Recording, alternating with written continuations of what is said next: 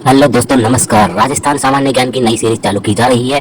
इसके द्वारा राजस्थान में होने वाली सभी प्रतियोगी परीक्षाओं के लिए जो महत्वपूर्ण प्रश्न है उन्हें शामिल किया गया है। ये आपके लिए रीट और आरएएस, पटवारी, वीडियो, चतुर्थ श्रेणी कर्मचारी, एसएससी और रोडवेज कंडक्टर, बस चालक और अन्य जो भी परीक्षाएं होती है जिसमें राजस्थान सामान्य ज्ञान के सवाल आते हैं उनके लिए बहुत ही महत्वपूर्ण सीरीज है। इसके द्वारा आप सरलता से अपनी महत्वपूर्ण ज्ञान जो कि राजस्थान संबंधी है को आप मजबूत कर सकते हैं। और महत्वपूर्ण सीरीज का आप अधिक से अधिक मात्रा में रिविजन करने से क्या होता है कि आपके सटीकता के साथ उत्तर देने की तत्परता बढ़ती है और इसके साथ आप देख सकते हैं आपकी तैयारी कितनी मजबूत है। तो वीडियो को लाइक कीजिए और अपने दोस्तों को फेसबुक और व्हाट्सएप पे शेयर कीजिए और अधिक से अधिक मात्रा में अगर सब्सक्राइब नहीं किया है तो चैनल को सब्सक्राइब भी कर लीजिए।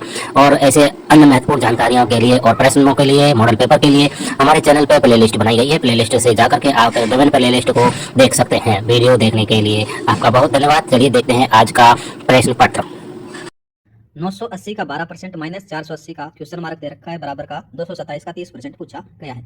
यहाँ पर बात करें तो यहाँ पर इसका वैल्यू किस प्रकार से निकाल सकते हैं। ज़्यादा दिमाग लगाने की जरूरत है नहीं, जैसा है वैसा का वैसा अपन लिख देंगे इसको। 980 का आ गया, 980 का 12% बटे 100 बराबर कितना आ गया, 117.6 आ गया। इसी प्रकार से 227 के बारे में बात करें तो 227 का 30% बटे 100 आ जाता है। यहाँ पर निकल कर कितना आ जाता है साथियों, ये आ जाता है 68.01%। कितना आता है, 68.01% आता है। इस क्वेश्चन मार्क को आप क्या मान लेते हो, अक्स मान लो, सपोज करो, ठीक है। तो इसको किस प्रकार से लिखते हैं, 450 दे रखा है, 450 गुणा अक्स बटा 100। यहाँ पर अक्स की वैल्यू निकालनी है तो इन दोनों में से घटा दो। ये इधर चला जाएगा तो किसका हो जाएगा, ये इधर चला जाएगा तो इसमें से घट जाएगा। 117 माइनस का कितना आएगा, 68.01 आएगा। तो यहाँ पर कितना बचेगा साथियों, इधर रख लेते हैं अपन कौन सा, 450 वाला, 450 अक्स बटे 100 आ जाता है। यहाँ पर अक्स की वैल्यू अपन निकाले ना साथियों, तो इधर से तो ये घट जाएगा, तो घटने के बाद में क्या बचेगा, 49.5 गुणा 100 बटे 450 बचेगा। जब इसको काटोगे तो इसका जो आंसर आएगा ना साथियों वो आएगा 11%। कितना आएगा, 11% इसका आंसर आ जाएगा। नेक्स्ट बात करते हैं। मेरी कोशिश रहेगी कि जो भी पेपर होगा ना आपको उस पेपर का अपन 360 डिग्री एनालिसिस करें, बस आप लोगों का साथ और प्यार चाहिए। नेक्स्ट क्वेश्चन दे रखा है कि किसी भी भिन्न के अंश में 350% वृद्धि करने तथा इस भिन्न के हर में 300% वृद्धि करने पर नई भिन्न है वो कितनी हो जाती है, 9/22 होती है। तो मूल भिन्न आपसे पूछी गई है। मूल भिन्न सपोज करो आपने मान ली x बटा वाई है, कुछ भी नहीं किया, x बटा वाई मान लिया। अब क्या किया, यहाँ पर अंश में 350% की वृद्धि हो जाती है, तो यहाँ पर x प्लस का इसके अंदर से कितना किया, 350 x आ जाता है। 350% को होगा ना, इधर अपन जब निकालते हैं इसको परसेंटेज को अगर चेंज करते हैं तो x प्लस का 3.5 x आ जाता है। कितना आता है, 3.5 x आ जाता है, क्योंकि x में परसेंटेज को अपने हटा दिया। इसके अंदर से जो वैल्यू निकल कर आएगी अंश की वो 4.5 x आ जाएगी। ठीक है, ऐसे अपन हर के बारे में बात करें तो y वाली कंडीशन आ जाती है, y में कितना है, 350% की वृद्धि हो रही है। तो ये आ जाता है, यहाँ पर कितना आएगा, ये आ जाता है 4y आ जाता है।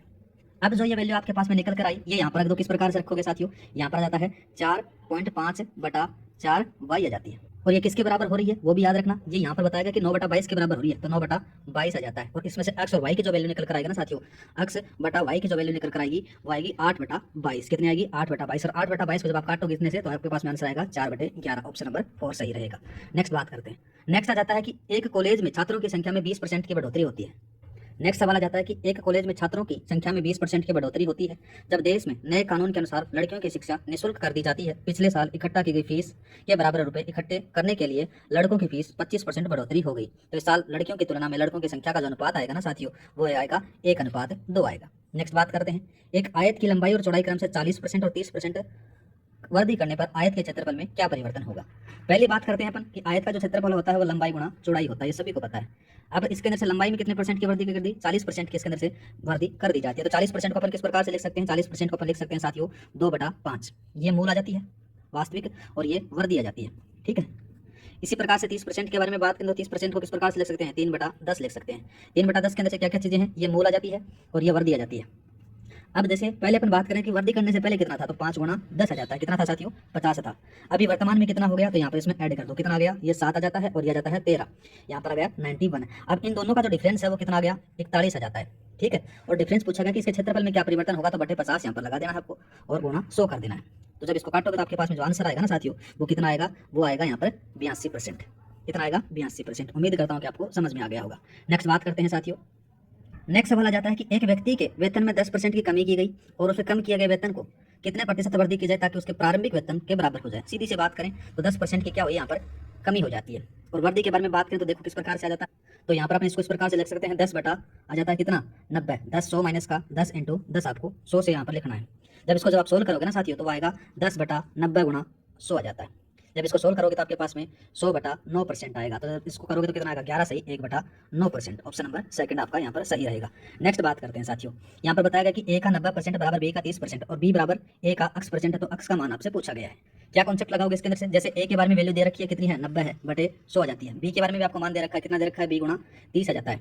जब इनका जो रेशियो निकालोगे तो ए रेशियो कितना जाता है, ए रेशियो बी आ जाता है 1:3 आता है साथियों। कितना आता है, 1:3 आ जाता है। बाद में आगे बात करें तो अपन किस प्रकार से लिख सकते हैं, यहाँ पर लिखा गया है b = a का x% लिखा गया है, तो b = कितना आ जाता है साथियों, 1 × x/100 आ जाता है।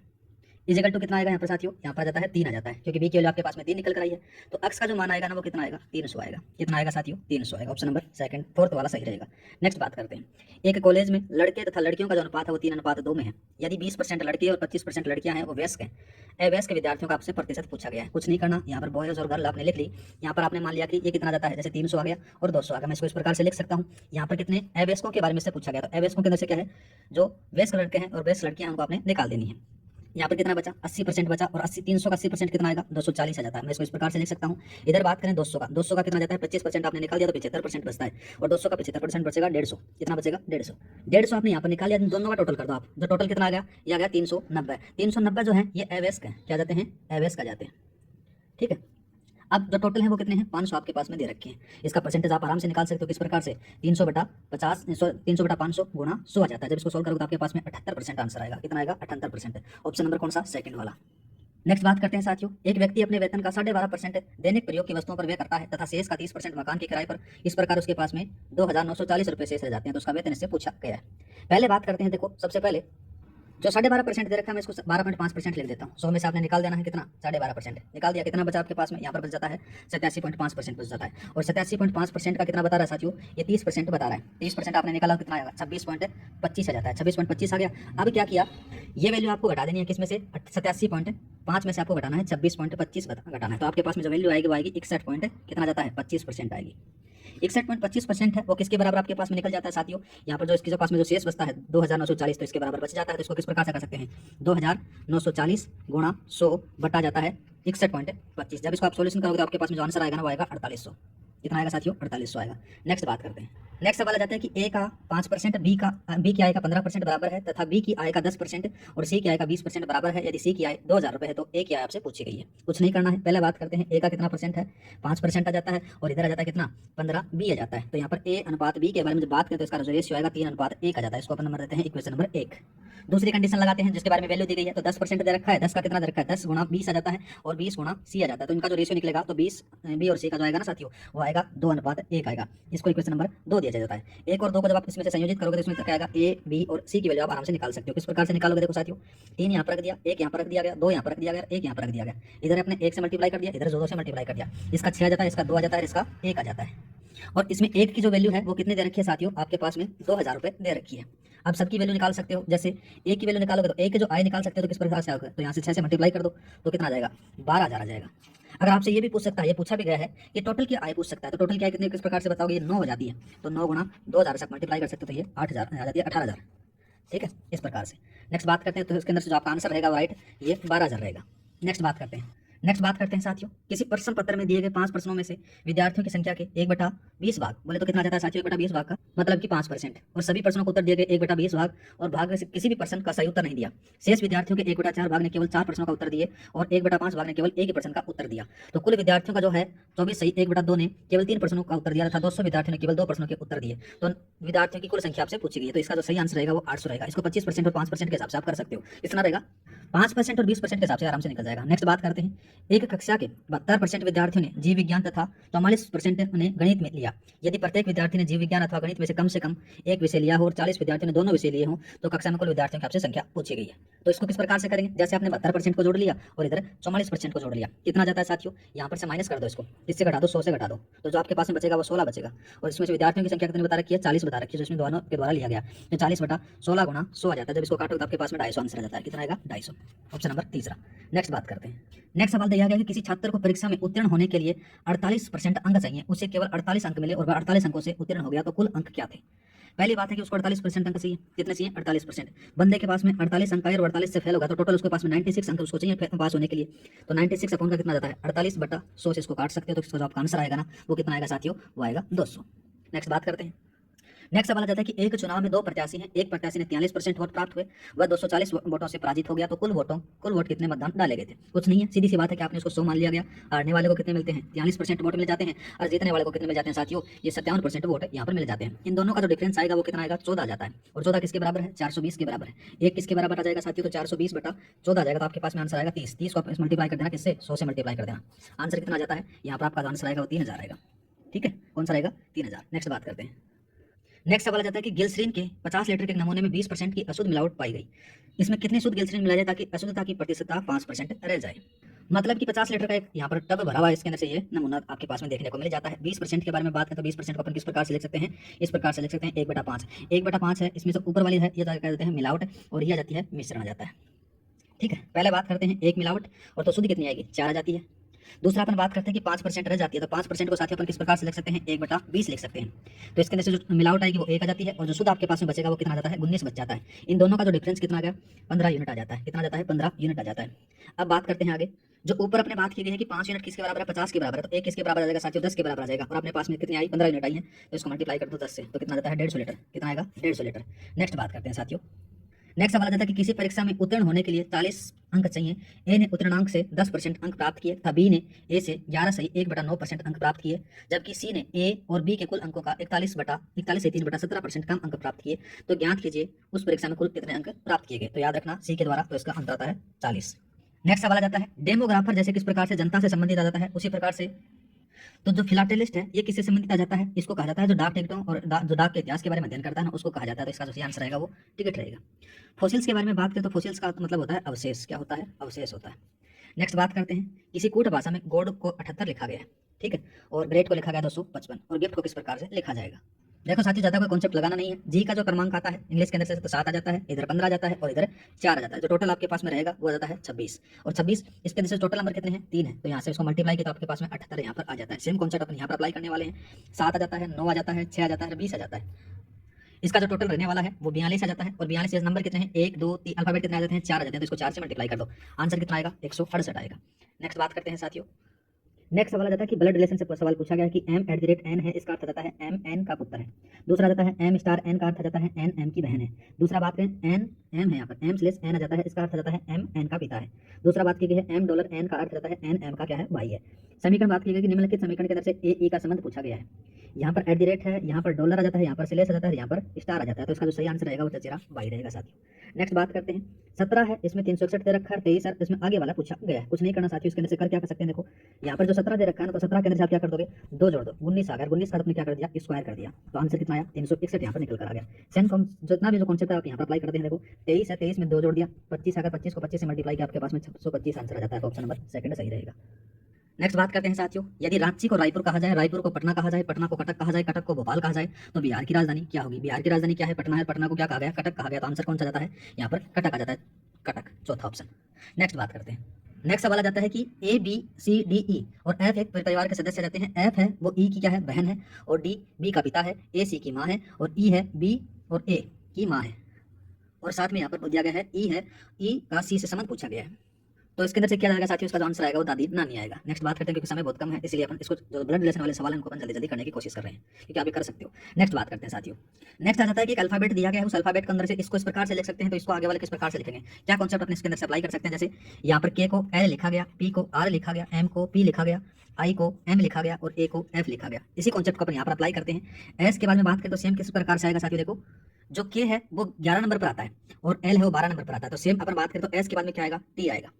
पी के बाद में बात करें तो नेक्स्ट जो कौन सा आएगा साथियों? वो इसके अंदर से 1 सेकंड और बढ़ जाता है, मतलब 2 बढ़ जाते हैं। पी के बाद में आर दे रखा है, पी है वो 16 पर आता है, ठीक है, और जो आर है वो किस पर आता है? तो जो आर आएगा वो 18 पर आ जाता है। तो सेम कॉन्सेप्ट अपने यहाँ पर अप्लाई करते हैं। टी के बाद में क्या आएगा? टी के बाद में आर आ जाता है, फिर एक और बढ़ाते हैं अपने बाद में। यहाँ पर क्या जाता है साथियों? टी के बाद में जाता है कौन सा? आर आ गया। अब आर के बाद में बात करें तो जाता है के, और के बाद में एम आ जाता है, जी आ जाता है। तो इसमें ऑप्शन कौन सा रहेगा? थर्ड वाला। नेक्स्ट बात करते हैं। नेक्स्ट सवाल बात करें तो एक वर्ड दे रखा है, इस वर्ड को अपन इस प्रकार से लिख सकते हैं, तो स्कोप को अपन किस प्रकार से लिख सकते हैं उसी के बारे में से पूछा गया है। तो इसका जो सही आंसर रहेगा वो ये रहेगा। नेक्स्ट बात करते हैं। यदि रवि प्रिया की बहन है, प्रिया सविता की पुत्री है, और वैभव नोनों के पिता हैं, जो सविता के ससुर का इकलौता पुत्र है, रवि वैभव से किस प्रकार से संबंधित है? तो गाइज इसका वो क्या है? पोता है। नेक्स्ट बात करते हैं। दिए गए विकल्पों में से शब्द का समूह का चयन करें जिसके 2 शब्द आपस में उसी प्रकार से संबंधित हैं जिस प्रकार से शब्द युग्म में दोनों में आपस में संबंधित आ जाता है। जैसे अनिद्रा से निंद्रा आ जाता है, तो बात करें तो जो कौन सा लिखोगे, पैरासाइट के बारे में बात करते हैं तो पैरासाइट वाला नहीं आएगा। और दूसरा कौन सा आएगा, हकलाना से भाषण वाला आएगा। ऑप्शन नंबर 3 आपका सही रहेगा। नेक्स्ट बात करते हैं साथियों। नेक्स्ट सवाल आ जाता है कि सही विकल्प का चयन करें जो नीचे दिए गए जोड़े में से उसका संबंध समान साझा करता है। जैसे कोरा होता है ना, कोरे से आपको क्या करना होता है, दृश्यता कम हो जाती है। उसी प्रकार से एड्स होता है, उस एड्स से प्रतिरोधकता कम हो जाती है, तो प्रतिरोध इसका सही आंसर रहेगा। नेक्स्ट बात करते हैं, एक निश्चित कूट भाषा में 4 7 9 को अपन इस प्रकार से लिख सकते हैं, तो 4 7 और 9 आ जाता है।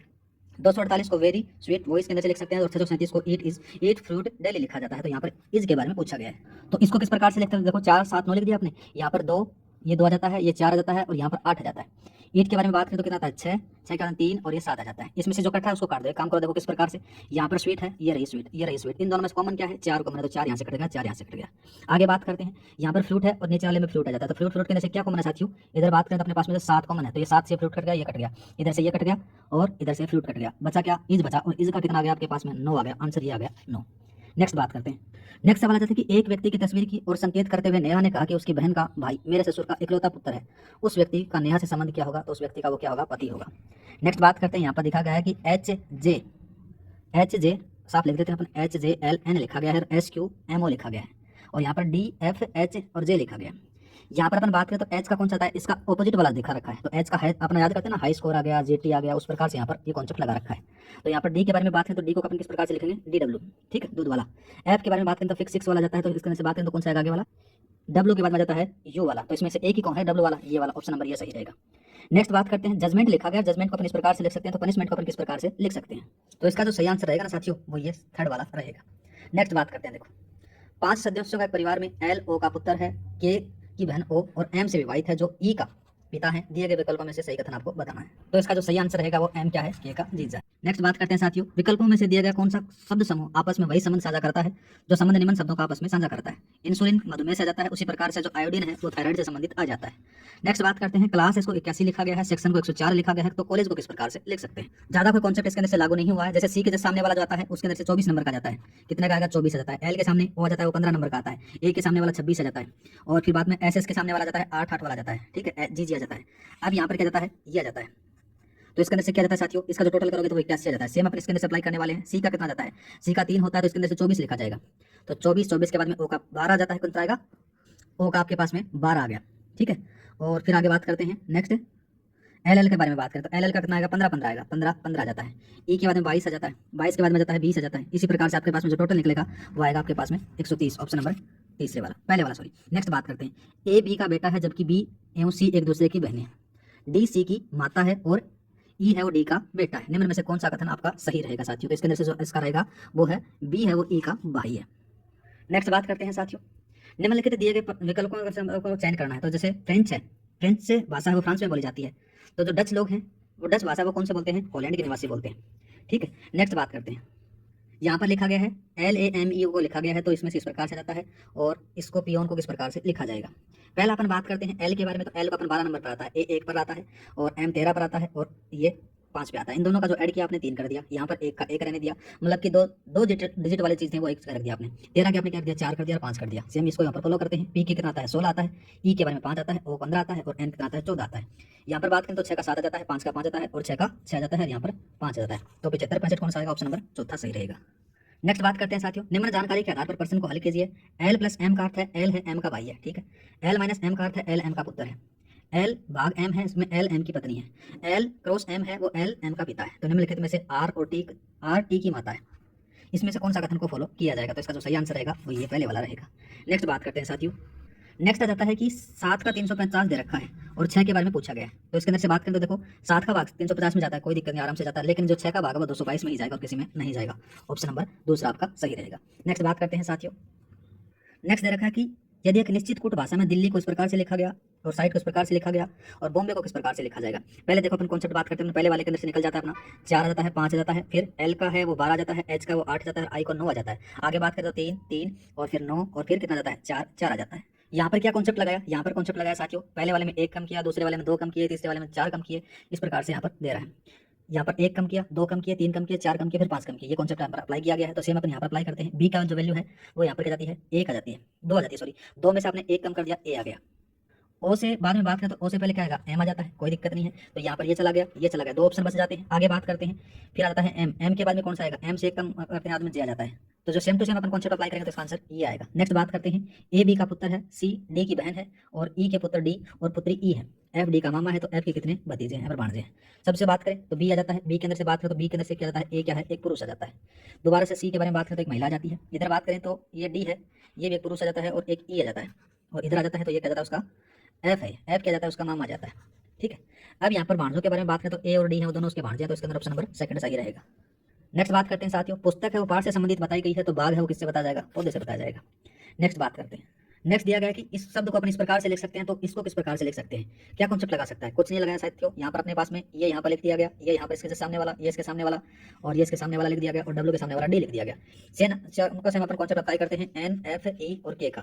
के जो सामने वाला कमला पसंद, पी याद आपको आता है। ई के बारे में बात करें तो कौन सा आता है, ई के साथ में आपका ई भी याद आता है, तो वी आ जाता है। एफ के सामने बात करें तो फिक्स का कौन सा आएगा, फिक्स के सामने एफ का यू आ जाता है। एन के बारे में जब सामने बात करें तो एन के सामने कौन सा जाता है यहाँ पर, तो एम आ जाता है। तो कौन सा ऑप्शन आएगा, P P U M, option number 4 रहेगा। नेक्स्ट बात करते हैं साथियों, नेक्स्ट सवाल जाता है कि वीरेंद्र राजेंद्र के पिता का बेटा है, राजेंद्र की बुआ मंजू है, आदर्श मंजू के पति और प्रकाश का दामाद है, प्रकाश का राजेंद्र से क्या रिश्ता है, तो इसका दादा है साथियों। नेक्स्ट बात करते हैं, एक निश्चित कोट भाषा में इस वर्ड को किस प्रकार से लिखा जाता है, तो इसके अंदर से पूछा गया है। इसको किस प्रकार से अपन कर सकते हैं, देखो यहाँ पर अपन अप्लाई करते हैं। देखो इसी कॉन्सेप्ट को, ये टी है 20 नंबर पर आता है, और 7वें नंबर का मतलब इसके सामने वाला जी की वैल्यू दी गई है। सेम अपन बात करते हैं, एम के सामने वाली कौन सा आता है, एन आता है, एन की वैल्यू कितनी आती है, 13 आती है, तो इसमें ये चला गया और ये चला गया। ओ के बाद में बात करें तो ओ के सामने जैसे कौन सा आता है, 12 आता है, तो ये चला गया यहाँ पर। ऑप्शन नंबर आपका पहला सही रहेगा। 13, 12, 8 है, 26 है, और 14 आप इसको कर सकते हो। नेक्स्ट बात करते हैं, ए आर और एफ की माता है, एम जे का पिता है, जे तथा के एफ और एम के बच्चे हैं, निम्नलिखित में से कौन सा कथन सही होगा, तो इसके अंदर से एक कथन फॉलो होता है, पहले वाला कौन सा होगा, इसमें से केवल एक। नेक्स्ट बात करते हैं, राजस्थान जीके के क्वेश्चन आगे बढ़िया तरीके से अपन करने वाले हैं। निम्नलिखित में से लोह युगन सभ्यता स्थल का सही युगम है, तो कौन सा आएगा, नो है, सुनारी और रेड आएगा साथियों। ठीक है, नेक्स्ट बात करते हैं, राजस्थान के एकमात्र लोकायुक्त जो 2 कार्यकालों के लिए लोकायुक्त रहे थे, तो वह कौन आएगा साथियों, यहाँ पर इनका जो नाम आता है एन बी शर्मा का आता है। ठीक है, कौन आएगा, एन बी शर्मा का। नेक्स्ट बात करते हैं, नेक्स्ट आ जाता है कि किस गुजर प्रतिहार शासक के दरबार को नावगांव लोक का दरबार कहा जाता है, नागभट्टे को। ठीक है, कदम्बवास केदम्बवास किस राजा के समय के मुख्यमंत्री थे, तो पृथ्वीराज तृतीय के समय थे।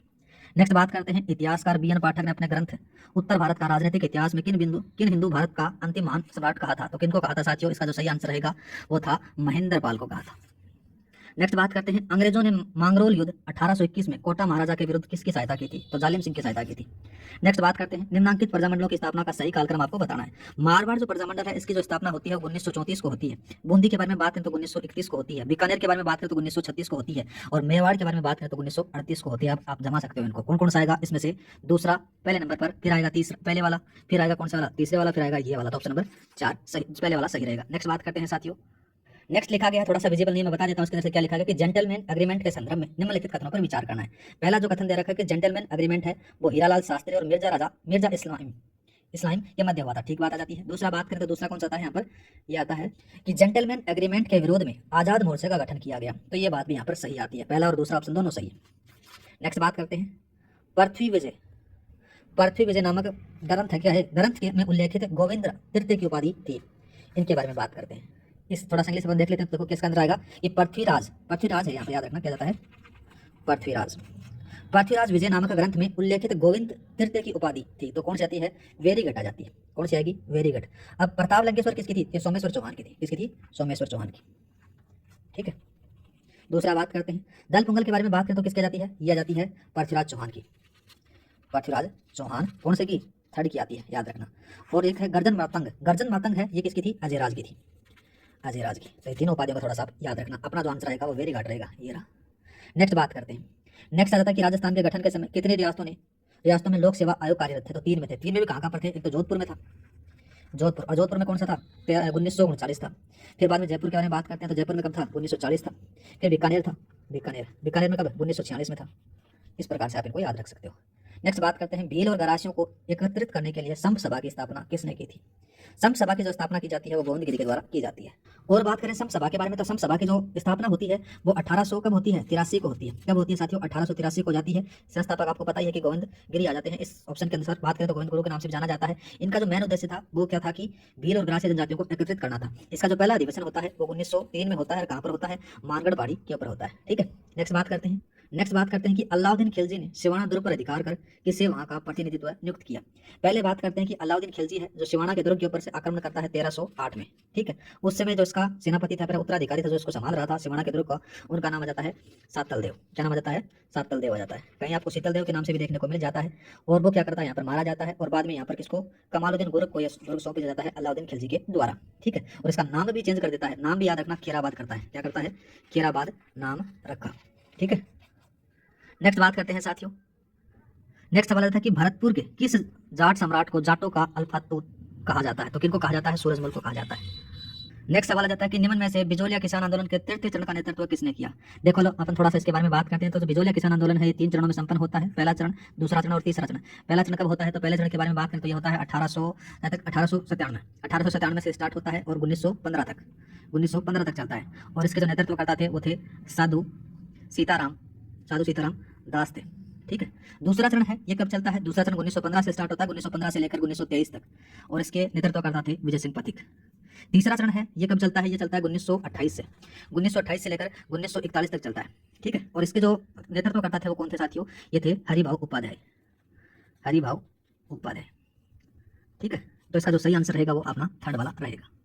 नेक्स्ट बात करते हैं, राजस्थान लोकायुक्त और उप लोकायुक्त अधिनियम 1973 के अधीन दुर्भाव से गलत शिकायत करने पर कितने समय तक के कारावास का प्रावधान है? तो 3 वर्ष तक का है। नेक्स्ट बात करते हैं, भागवत धर्म का प्राचीनतम उल्लेख किस अभिलेख से प्राप्त होता है? तो वो गौसुंडी के अभिलेख से प्राप्त होता है साथियों। नेक्स्ट बात करते हैं, 25 सितंबर 1942 को जोधपुर रियासत में आयोजित दमन विरोधी दिवस के नेतृत्व करता थे। तो देखो इसके अंदर ऑप्शन के अकॉर्डिंग बात करें तो हरि भाई केनकर थे, और दूसरे बात करें तो जाते हैं कौन? ये सूरज देवी माथुर थे, और तीसरी बात करें तो ये सावित्री देवी थे। तीनों के तीनों थे, सेठ मोतीलाल नहीं थे यहाँ पर। ऑप्शन नंबर सेकंड सही रहेगा। नेक्स्ट बात करते हैं साथियों, नेक्स्ट सवाल आ जाता है कि गोरे काले का युद्ध के नाम से प्रसिद्ध युद्ध कहाँ हुआ था? चिल्लावास में हुआ था। दूसरा बात करते हैं, देखो जो गोरे काले का जो युद्ध है ये कब होता है? ये 18 सितंबर को होता है। डेट बहुत बार पूछा जाता है यादनेस बोर्ड के द्वारा। 18 सितंबर 1857 को होता है। किस किस के मध्य? 1857 को। यहाँ पर आ जाता है ठाकुर कुशल सिंह आता है, ठाकुर कुशल सिंह आ जाते हैं, और उधर से बात करें तो अंग्रेज थे, इनके मध्य ये युद्ध होता है। नेक्स्ट बात करते हैं, निम्नांकित मेवाड़ के शासकों का सही कालक्रम आपको बताना है। तो पहले ऑप्शन के बारे में बात करें तो जयद्रथ सिंह का जो कार्यकाल था वो 1213 से स्टार्ट होता है। कब से? 1213 से लेकर 1253 तक चलता है। दूसरा बात करें तेज सिंह का 1253 से स्टार्ट होता है, 1253 से 1273 तक चलता है। समर सिंह के बारे में बात करें तो समर सिंह का 1273 से स्टार्ट होता है और 1301 तक चलता है। ये इसका है, ये इसका है और ये इसका है। तो ऑप्शन नंबर कौन सा? पहला आपका सही रहेगा।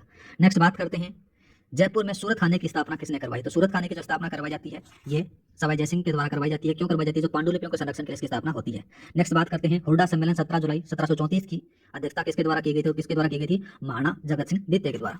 ठीक है, नेक्स्ट बात करते हैं, किस राजपूत शासक को राजपूतों का कर्ण की संज्ञा दी गई है? तो नाम आता है राव लोणकर्ण है। इनको क्या कहा जाता है? राजस्थान का कर्ण भी कहते हैं, राजस्थान का कर्ण भी कहा जाता है। सॉरी, थोड़ा सा अपने यहाँ पर चेंज करेंगे। इसके अंदर से देखो अपने को क्या करना है, ये भी कर्ण ही थे।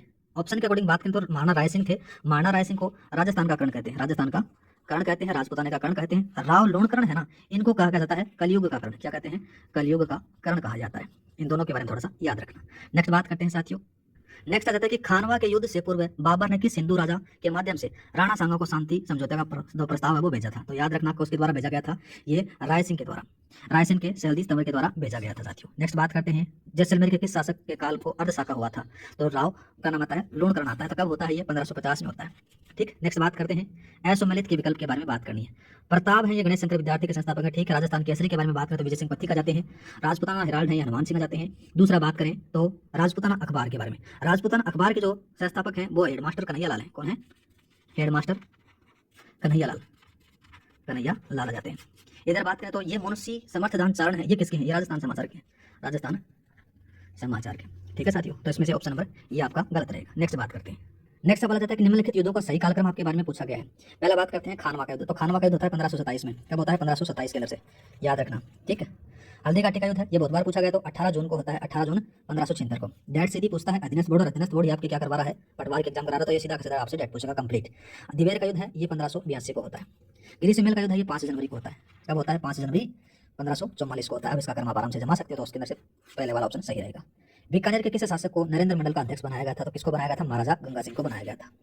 नेक्स्ट बात करते हैं, नेक्स्ट सवाल आ जाता है कि निम्नलिखित संगठन और स्थापना से सम्मिलित करना है। राजपूताना मध्य भारत है, ये 1918 में होता है। इसकी स्थापना कहाँ होती है? दिल्ली में होती है साथियों।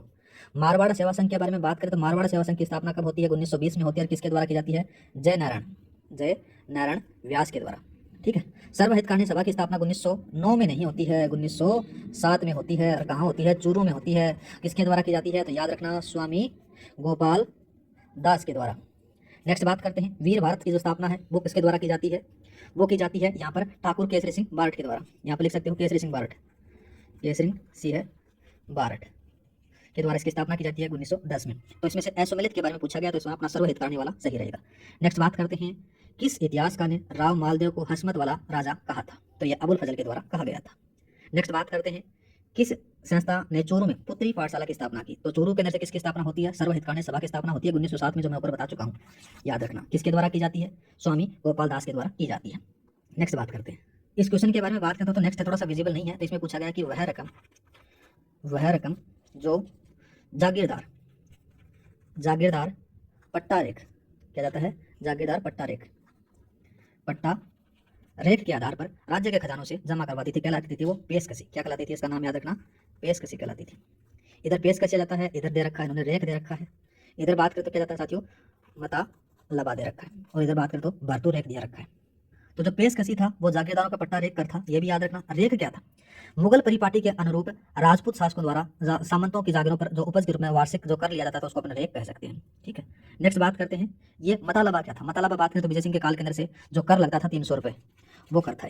नेक्स्ट बात करते हैं, विवाह अथवा मृत्यु भोज के अवसर पर लिया जाने वाला जो कर था उसको क्या कहा जाता था? कांसा पारोस कहा जाता था। ठीक है, कांगली क्या था? कांगली था ये विधवा विवाह कर हुआ करता था। ठीक है, घासमरी के बारे में बात करें तो जो था ये चराई कर हुआ करता था। खरड़ा के बारे में बात करें तो ये जो श्रमजीवी जातियों से जो संबंधित कर लिया जाता था वो था।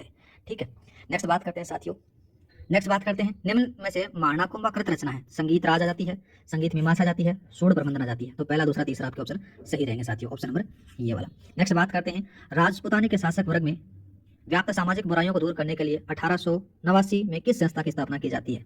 पहले अपन बात करते हैं कि परोपकारिणी सभा के बारे में। तो परोपकारिणी जो सभा की स्थापना होती है ना, वो किसके द्वारा की गई? स्वामी दयानंद के द्वारा की जाती है। ठीक है, इसका मेन उद्देश्य क्या था कि जो आर्य समाज की किताबों का प्रकाश में लाना था। कहाँ पर की थी? मेरठ में की थी साथियों। नेक्स्ट बात करते हैं देश हितैषणी सभा के बारे में। देश हितैषणी सभा के बारे में बात करना साथियों, जो इसकी स्थापना होती है 2 जुलाई 1877 को होती है साथियों। और कहाँ होती है? उदयपुर में होती है। कहाँ पर होती है? उदयपुर में। और कौन करता है इसकी स्थापना? तो याद रखना, महाराणा सज्जन सिंह करते हैं। महाराणा सज्जन सिंह इसकी स्थापना करते हैं। और इस सभा की स्थापना का मेन उद्देश्य क्या था? इसकी स्थापना का मेन उद्देश्य था कि विवाह खर्च और बहुविवाह को लेकर था।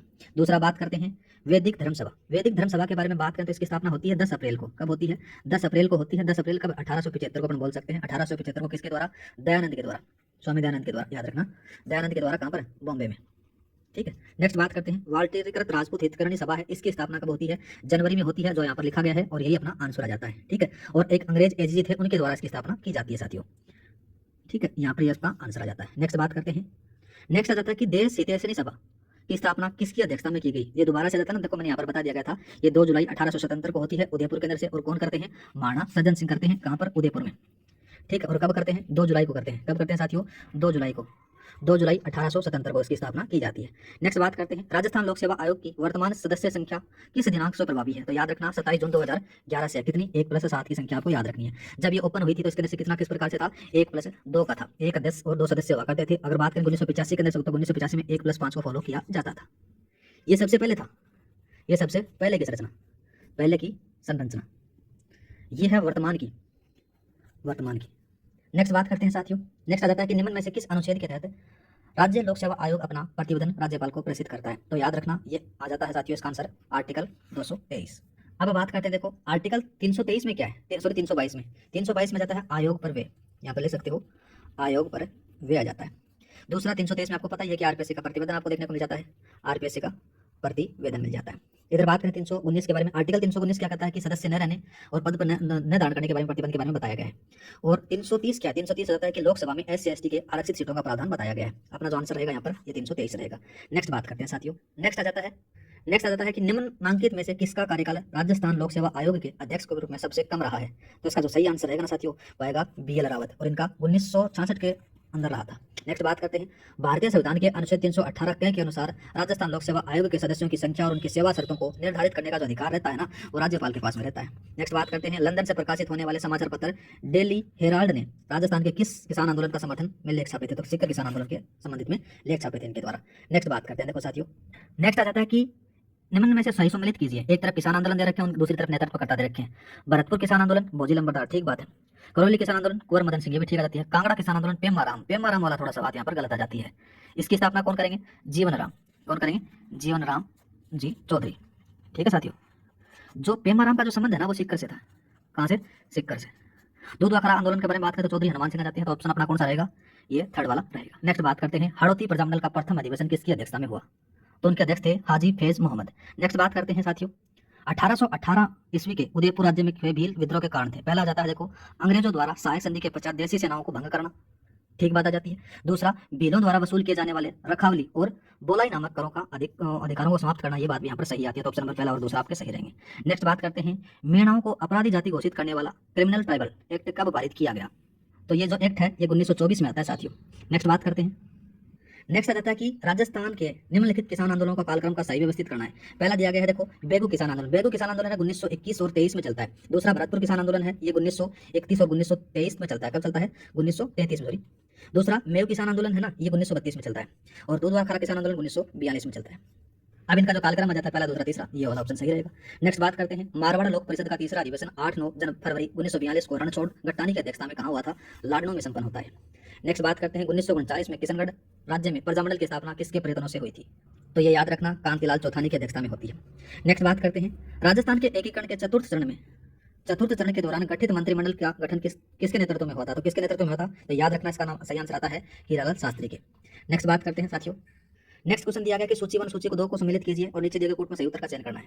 वरद राजस्थान का संबंध कितना आएगा? 15 मई से आएगा, 15 मई 1949 के। संयुक्त राजस्थान के बारे में बात करें तो संयुक्त राजस्थान का 25 मार्च 1948 आ जाता है। संयुक्त भारत राजस्थान के बारे में बात करें ना साथियों तो 18 अप्रैल 1948 आता है। राजस्थान संघ के बारे में बात करें तो 30 मार्च 1949 को आ जाता है। तो ऑप्शन कौन सा रहेगा आपका? इसी के बारे में बात करें तो यहाँ पर आ जाता है ये तीसरे वाला। नेक्स्ट बात करते हैं मत्स्य संघ को भरत राजस्थान का हिस्सा बनाने के लिए गठित समिति में शामिल थे। तो कौन कौन शामिल थे? ये डॉक्टर शंकर देव राय थे, प्रभुदयाल थे और R.K. सिधवा थे। ये तीनों के तीनों लोग थे और नहीं थे। तो इसमें से A, B और C, ऑप्शन नंबर पहला आपका सही रहेगा। नेक्स्ट बात करते हैं निम्न में से किसने नागौर में, यहाँ पर लिखा गया है नागौर में चरखा संघ, निम्न में से नागौर में चरखा संघ की स्थापना की थी? तो किसके द्वारा की जाती है? ये 1927 में होती है। कब होती है? 1927 में होती है, याद रखना। किसके द्वारा? बाल मुकुंद बिस्सा के द्वारा। नेक्स्ट बात करते हैं साथियों, नेक्स्ट आ जाता है कि राजस्थान में निम्न में से कौन सा लोकायुक्त संस्थान का प्रथम सचिव थे? तो याद रखना उसका जो सही आंसर रहेगा वो के.वी. शंकरन थे। I.D. दुआ थे, वो राजस्थान के प्रथम लोकायुक्त थे। ये प्रथम लोकायुक्त थे, ठीक है।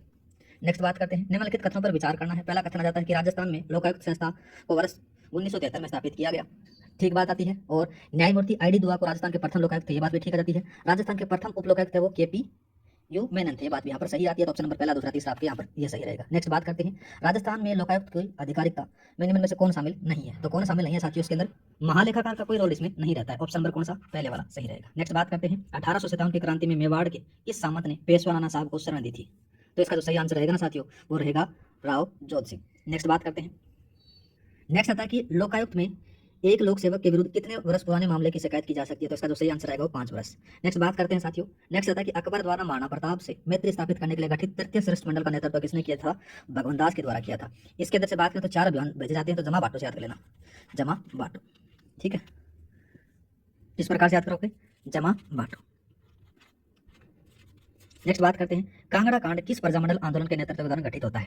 यह बीकानेर प्रजामंडल में होता है। और कब होता है साथियों? ये 1946 में होता है। क्यों होता है? 20 गुना कर होने के कारण, 20 गुना कर दिया था, इसलिए ये आंदोलन होता है। नेक्स्ट बात करते हैं भारत के केंद्रीय शिक्षा मंत्रालय और विश्वविद्यालय अनुदान आयोग UGC द्वारा भारतीय भाषाओं में शैक्षणिक संसाधनों की उपलब्धता को बढ़ाने के उद्देश्य से किस परियोजना को आरंभ किया गया? तो याद रखना अस्मिता परियोजना है।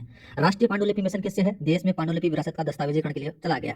दूसरा बात करते हैं, दूसरा जाता है प्रोजेक्ट PARI, ये किस लिए गया? भारत के जन कल्याण के लिए। और दूसरा जाता है संपूर्णता अभियान, ये नीति आयोग के द्वारा चलाया गया है, ठीक है। नेक्स्ट बात करते हैं हाल ही में छत्तीसगढ़ में स्थित किन 2 कोयला खदानों को दुनिया की 10 सबसे बड़ी कोयला खानों में सूची में 10वां और दूसरा स्थान प्राप्त हुआ है? तो उसके बारे में बात करें, इसका जो सही आंसर रहेगा वो रहेगा गेरवा और कुसमुंडा। नेक्स्ट बात करते हैं साथियों, नेक्स्ट आ जाता है कि PM स्वनिधि एवं DNULM के तहत किस राज्य को पीएम स्वनिधि के लिए फ्रेज पुरस्कार दिया गया? तो याद रखना किसको दिया गया? मध्य प्रदेश को दिया गया। अगर बात करें छोटे राज्यों के अंदर से तो लद्दाख को दिया गया। नेक्स्ट बात करते हैं, निम्न में से कौन सा स्थल हाल ही में घोषित रामसर स्थलों की सूची में शामिल नहीं है? तो कौन सा नहीं है? पार्वती अरंगा पक्षी अभ्यारण्य आता है उसका नाम। नेक्स्ट बात करते हैं, मॉडल सौर गांव के संदर्भ में असत्य कथन बताना है। तो इसके अंदर से योजना को 9 अगस्त 2024 को पीएम सूर्य घर मुक्ति बिजली योजना के तहत शुरू किया गया, ठीक बात है। इसके तहत चयनित प्रत्येक मॉडल सौर गांव को 3 करोड़ रुपए प्रदान किए जाएंगे, ये बात यहाँ पर गलत आती है। नेक्स्ट बात करते हैं, तो गलत के बारे में पूछा गया तो ये आपका सही हो जाएगा यहाँ पर, ऑप्शन नंबर सेकंड। नेक्स्ट बात करते हैं, पेरिस ओलंपिक 2024 में भारत ने कुल कितने पदक जीते? तो याद रखना 0 तो स्वर्ण जीता था, 1 रजत जीता था और 5 कांस्य जीते थे, ऑप्शन नंबर पहला सही रहेगा। नेक्स्ट बात करते हैं साथियों, नेक्स्ट आता है कि 24वें शंघाई संगठन शिखर सम्मेलन में किसने भारत का प्रतिनिधित्व किया? तो एस जयशंकर के द्वारा किया गया। एसजेजी इंडेक्स 2023-24 के तहत सर्वाधिक वृद्धि दर्शाने वाले में शामिल नहीं है, तो कौन सा नहीं है? बिहार नहीं है। नेक्स्ट बात करते हैं, हाल ही में प्रधानमंत्री आदर्श ग्राम योजना अनुसूचित जाति के लिए विशेष केंद्रीय सहायता उपयोजना और बाबू जगजीवन राम छात्रावास योजना को मिलाकर किस योजना की शुरुआत की गई? तो याद रखना नाम आ जाता है पीएम अजय योजना। नेक्स्ट बात करते हैं, उत्तरी भारत का सबसे बड़ा फ्लोटिंग सोलर पार्क का निर्माण कहाँ किया जा रहा है? तो याद रखना ओंकारेश्वर बांध मध्य प्रदेश में। नेक्स्ट बात करते हैं साथियों, नेक्स्ट आ जाते हैं इंग्लिश के, एमएटी पूछा गया है। एमएटी का सिनोनिम पूछे गए इनके बारे में। तो एमएटी का जो अर्थ आ जाता है ना साथियों, इसका मतलब होता है मैत्री। इसका जो समानार्थी शब्द आएगा वो आएगा ये वाला। इसके बारे में बात करें तो इसका जो अर्थ होता है, इसका नाम आता है अपमानजनक। क्या बोल सकते हो इसको? अपमानजनक, अपमानजनक आ जाता है। दूसरा कमांड का आज्ञा बोल सकते हो, आज्ञा। और दूसरा बात करें कंपनसेट के बारे में बात करें तो इसका मतलब होता है मुआवजा। क्या होता है? मुआवजा होता है।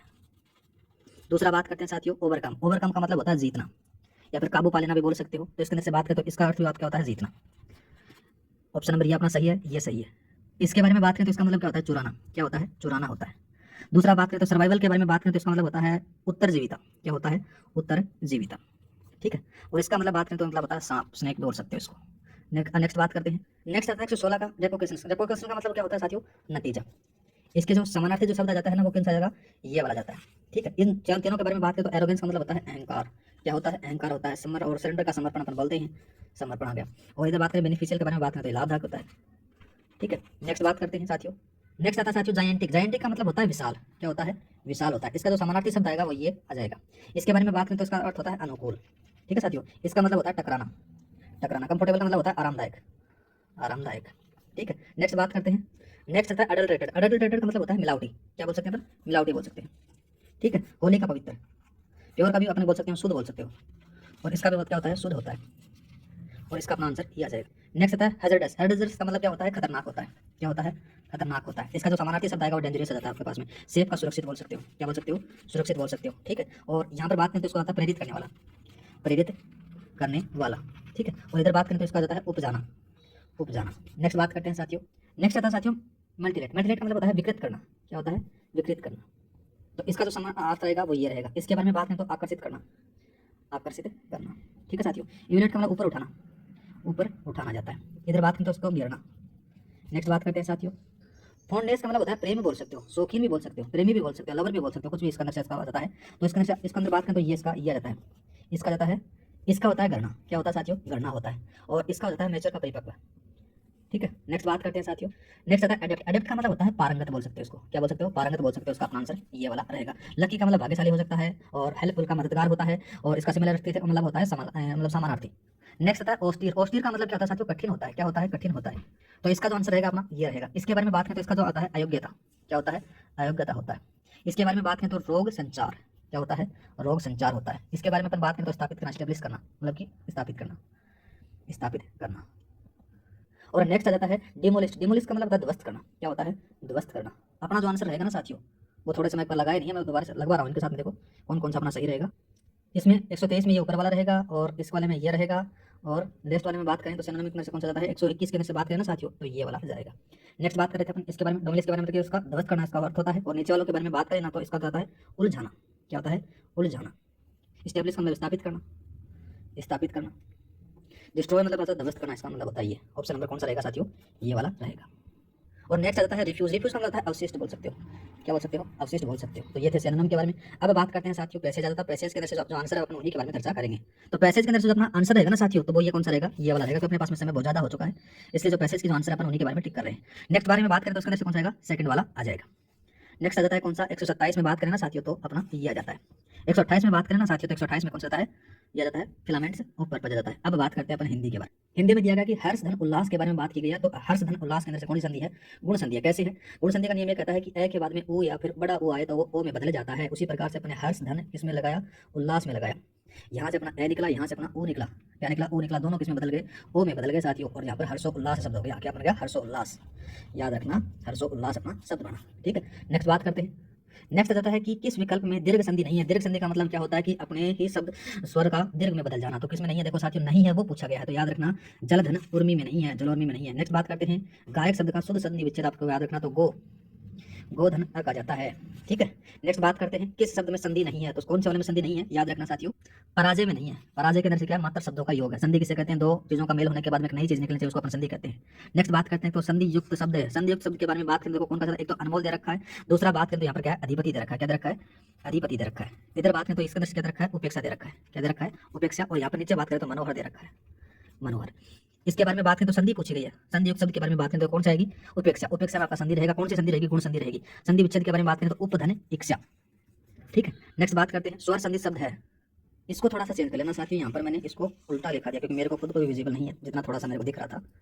ठीक है, ये नीचे वाले का आएगा। इस वाले में अपन देखो एक आइडिया लगाते हैं कि क्या क्या है। यहाँ पर प्रहार आ जाता है, प्रहार आएगा। अधिपति यहाँ पर है, अधिपति। और यहाँ पर शायद तक क्या है? यहाँ पर आ जाता है पवन। क्या जाता है? पवन आ जाता है। ये शब्द यहाँ पर दिए गए हैं। अनमोल, अधिपति, प्रहार और पवन दे रखा है। शब्द पूछा गया है तो पोधन अन आ जाता है। पवन का संधि विच्छेद। और कौन सी संधि है? अयादी संधि है साथियों। कौन सी है? अयादी संधि। ठीक है, नेक्स्ट बात करते हैं स्वर संधि शब्द है। तो यहाँ पर उपेक्षा है, वो यहाँ पर क्या है? उपेक्षा जाती है। तो देखो स्वर संधि के बारे में पूछा गया है तो स्वर संधि के अंदर से कौन सी जाती है? ये उपेक्षा में आपका रहेगा। उपेक्षा के अंदर से कौन सी है? गुण स्वर संधि आपको देखने को मिलेगी। उपधन इक्षा। यहाँ से आपका ए निकला, यहाँ से आपका क्या निकली? ई निकली, दोनों किस में बदल गए? ए में बदल गए। नेक्स्ट बात करते हैं किस विकल्प में संधि विच्छेद गलत है। तो कौन से में नहीं है? देखो पहले दे रखा है सुधन इच्छा। तो सुधन इच्छा कोई नहीं होती साथियों, इसमें तो है स्वधन। स्वधन इच्छा होता है स्वच्छ का, स्वेच्छा का। तो इसमें पहले वाला ऑप्शन आपका गलत रहेगा। नेक्स्ट बात करते हैं। नेक्स्ट आता है कि अनुसंगी। अनुसंगी शब्द में संधि है। तो अनुसंगी शब्द के अंदर से कौन सी संधि आएगी? व्यंजन संधि आएगी। व्यंजन संधि के अंदर से संधि विच्छेद अगर बात करें तो अनुधन क्या आएगा? अनुधन संगी आएगा, अनुधन संज्ञा आएगा। और व्यंजन संधि का जो नियम क्या कहता है कि जब किसी भी शब्द के अंत में मैं या फिर न आता है तो इसके बाद में कोई भी व्यंजन आया तो न और मैं है वो किस में बदल जाते हैं? अनुस्वार में बदल जाते हैं। ये नियम कहता है, तो इसका ये रहेगा। नेक्स्ट बात करते हैं साथियों। नेक्स्ट आता है कि निम्न में से किस विकल्प में संधि विच्छेद गलत है।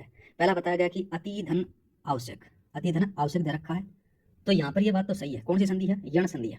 पद धन उन्नति, पदोन्नति, कोई दिक्कत नहीं, सरल सही है। दूसरा बात करें तो परधन इक्स प्रेक्षक। तो इसमें देखो किसका क्या होगा? परधन इक्सक होगा, बड़ी ई आएगी। और बड़ी ई आएगी तो यण संधि इसके अंदर से है। और ऑप्शन अपना यही अपने को सही मिलता है क्योंकि गलत पूछा गया है। सूर्यधन उदय के बारे में बात करें तो सूर्योदय में कौन सी संधि है? गुण संधि है।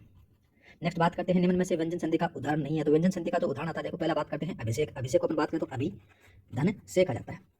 दूसरा संकल्प, समधन कल्प आ जाता है। चंद्र। नेक्स्ट आता है चंद्रस्तंभ। चंद्रस्तंभ के बारे में बात करें तो चंद्र धन स्तंभ। इसके अंदर साथियों कौन सी संधि है? गुण संधि है। यही अपना सही रहेगा। और षडानन में षड धन आनन आ जाता है, इसमें भी आपको संधि मिल जाती है। नेक्स्ट बात करते हैं निम्न में से कौन सा शब्द युगम सही नहीं है। तो इसका जो रहेगा आगम का आना और आगम का जहाँ जाना संभव नहीं हो। ऑप्शन नंबर सेकंड आपका सही रहेगा।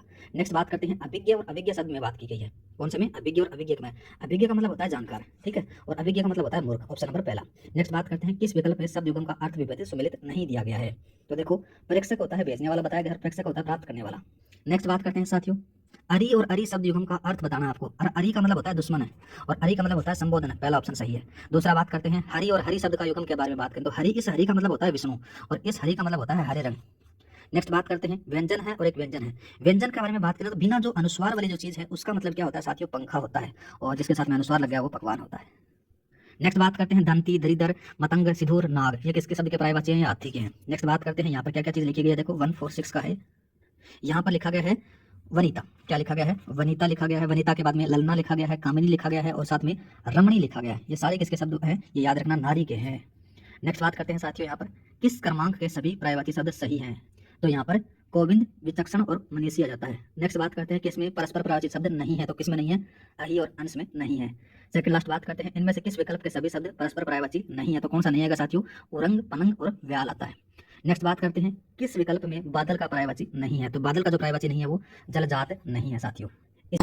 दोस्तों वीडियो देखने के लिए आपका बहुत बहुत धन्यवाद और हमें कमेंट करके बताइए आपको वीडियो कैसा लगा। और वीडियो को लाइक कीजिए, शेयर कीजिए और चैनल को सब्सक्राइब नहीं किया है तो सब्सक्राइब भी कर लीजिए।